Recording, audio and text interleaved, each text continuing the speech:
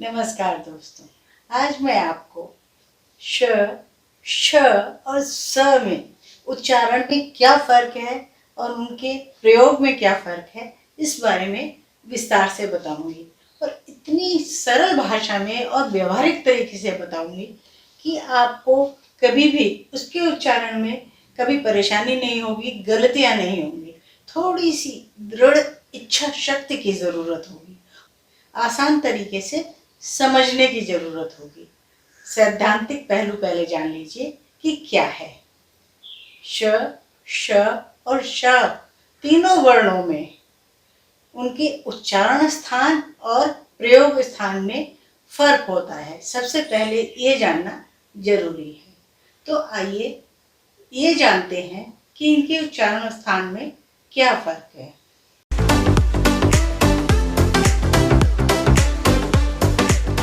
श, श और स के उच्चारण में क्या फर्क होता है। श तालव्य या तालु होता है। श मूर्धा से बोला जाता है और सा दंत होता है। पहले चित्र के अनुसार हम देखते हैं कि तालव्य कौन सा भाग होता है, मूर्धन्य कौन सा भाग होता है और दंतम कौन सा भाग होता है। सबसे पहले तालव्य या तालु, यह मुंह के अंदर का ऊपरी पिछला भाग होता है। मूर्धा, मूर्धा इसे मूर्धन्य भी कहते हैं। यह मुंह के अंदर का भीतरी ऊपरी भाग होता है जो दांतों और तालु के मध्य में होता है। दंत, दंत जो होता है वो ऊपरी दांतों का भाग होता है। अब इनका उच्चारण जानिए। जब हम श का उच्चारण करते हैं तब जीभ तालु का स्पर्श करती है और इस श को तालव्य श भी कहते हैं।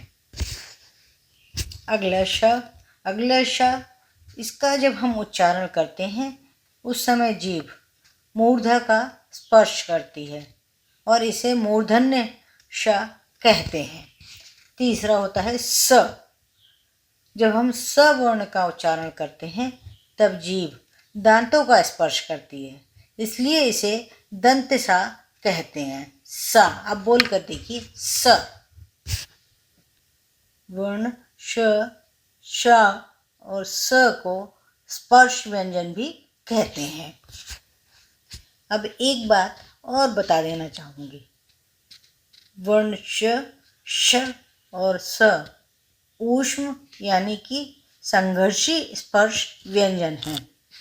इन्हें ऊष्म या संघर्षी व्यंजन इसलिए कहते हैं क्योंकि इनके उच्चारण के समय अंदर से आती हुई हवा तालु, मसूड़े, दांत और जीभ से रगड़कर ऊष्मा यानी कि गर्मी पैदा करती हुई निकलती है।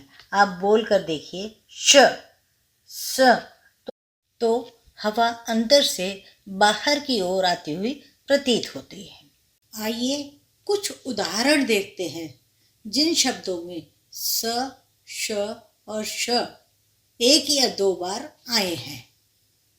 संतोष, संतुष्ट, विश्वास।